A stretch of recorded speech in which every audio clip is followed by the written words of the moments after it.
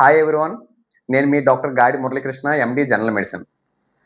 రీసెంట్‌గా ఈ మధ్య కాలంలో ఈవెన్ యూత్ కూడా నేను ఎక్కువగా తరచూ చూసే సమస్యలు ఏంటంటే అండి, ఈ ఎంఎస్‌సి ప్యాకేజీలు చేసుకుంటూ వస్తారు. వాళ్ళకి చూస్తే విటమిన్ బి12 లోపం అయ్యి ఉండొచ్చు.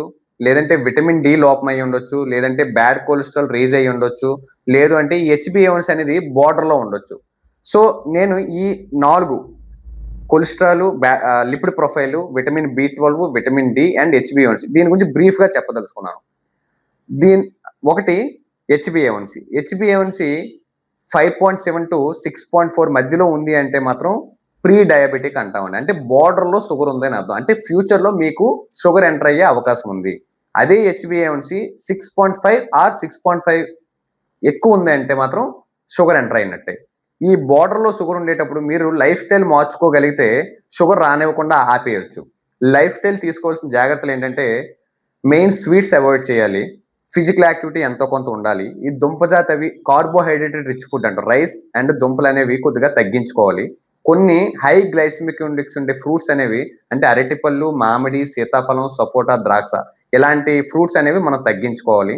అండ్ ఈ packed items and carbohydrated drinks అనేవి ఎంతవరకు తగ్గించుకోగలిగితే అంత మంచిది.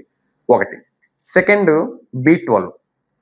ప్యూర్ వెజిటేరియన్స్ అయితే వాళ్ళకి బి12 డెఫిషియన్సీ ఉండొచ్చు. బట్ ఈ మధ్య ఏంటంటే ఈవెన్ మిక్స్డ్ వెజ్ అంటే వెజ్, నాన్ వెజ్ తినే వాళ్ళకి కూడా బి12 డెఫిషియన్సీ అనేది కామన్‌గా చూస్తున్నాం. ఎప్పుడు చూసినా అలసటగా అనిపించడం, ఏ పని చేద్దామన్నా మూడ్ తక్కువగా అనిపించడం, కాళ్ళు, చేతులు ఎప్పుడు తిమ్మిరి పడుతున్నట్టు ఉండడం, కొంచెం నడుస్తుంటే చిన్న బ్యాలెన్స్ తప్పుతున్నట్టు అనిపించడం, మెమరీ పవర్ అనేది మతిమరుపు ప్రతి చిన్న విషయం మర్చిపోవడం ఇలాంటివన్నీ బి12 డెఫిషియన్సీ అయ్యుండొచ్చు.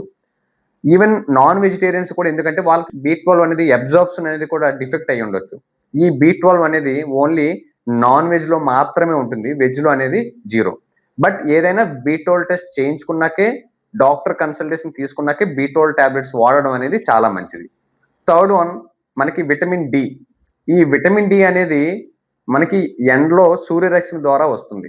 ఆ సూర్యరశ్మిలో యూవీ రేస్ అనేవి మన ఫ్యాట్‌ని విటమిన్ డి కింద కన్వర్ట్ చేస్తుంది. ఈ విటమిన్ డి అనేది ఎర్లీ మార్నింగ్ ఎండ్‌లో ఉండడం అనేది అపోహ. మనకి 10-3 ఎండ్‌లో మాత్రమే విటమిన్ డి అవైలబిలిటీ అనేది ఉంటుంది. అది కూడా డైలీ ఒక 20-30 మినిట్స్ ఎక్స్‌పోజ్ అయితే సరిపోతుంది. ఈ విటమిన్ డి లోపం ఉంటే మనకి బ్యాక్ పెయిన్ రావడం, జాయింట్ పెయిన్స్ రావడం, హెయిర్ ఫాల్ అవ్వడం, ఎనర్జీ లేకుండా ఉండడం, స్కిన్ మీద కొన్ని కొన్ని ర్యాషెస్‌లా రావడం ఇవన్నీ విటమిన్ డి లోపం అయ్యి ఉండొచ్చు. అది కూడా విటమిన్ డి టెస్ట్ చేయించుకున్నాక వితౌట్ డాక్టర్ అడ్వైస్ మీరు విటమిన్ డి ఎక్కువగా వాడకూడదు. విటమిన్ డి అనేది సప్లిమెంట్స్ అనేది లిమిటెడ్‌గానే వాడాలి. ఓకే. ఇంకా ఫోర్త్ వన్ లిపిడ్ ప్రొఫైల్. ఈ మధ్య చాలా కామన్‌గా మేము చూస్తుంది ఏంటంటే ఎవరికి చెక్ చేసినా ట్రైగ్లిజరైడ్స్ గాని, ఎల్‌డిఎల్ గాని ఎక్కువగా ఉండడం. ఈ 2 అనేవి బ్యాడ్ కొలెస్ట్రాల్.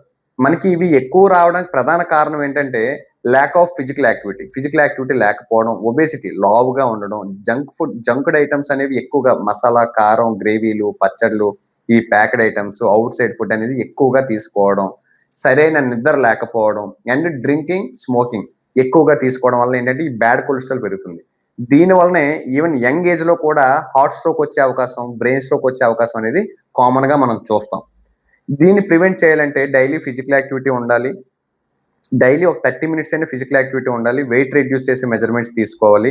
ఆయిలీ ఫుడ్డు, ఈ packed items, out side junk food అనేది అవాయిడ్ చేసుకోవాలి. అండ్ ప్రశాంతమైన నిద్ర ఉండాలి. స్ట్రెస్, మానసిక ఒత్తిడి ఎక్కువగా తీసుకోకూడదు. డ్రింకింగ్, స్మోకింగ్ అనేది తగ్గించుకుంటే మనకి మెడిసిన్ వాడకుండానే ఈ బ్యాడ్ ఎల్‌డిఎల్, ట్రైగ్లిజరైడ్స్, కొలెస్ట్రాల్ అనేది మనం తగ్గించుకోగలం. మామూలుగా ప్యూర్ వెజిటేరియన్స్‌కి విటమిన్ బి12 డెఫిషియన్సీ అనేది చాలా కామన్‌గా ఉంటుందండి. ఎంతో కొంత అనేది ఏంటంటే మనకి డ్రై ఫ్రూట్స్‌లోని అండ్ పన్నీర్‌లో కొంత బి12 అనేది ఉండొచ్చు. బట్ వాళ్ళేంటంటే ఆహ్, డైలీ బి12 సప్లిమెంట్స్ వాడకుండా డాక్టర్ అడ్వైస్ తీసుకొని కొన్ని నెలలు బి12 టెస్ట్ చేయించుకున్నాక 6 మంత్స్ అయినా B12 supplements daily 1000 MCG to 1500 MCG daily వాడుకుంటూ ఆ తర్వాత కూడా వీక్‌లో 1 ఆర్ 2 టాబ్లెట్స్ బి12 వాడుకుంటే మనకి బి12 డెఫిషియన్సీని కొంతవరకు మనం ఇంప్రూవ్ చేసుకోగలం. Thank you.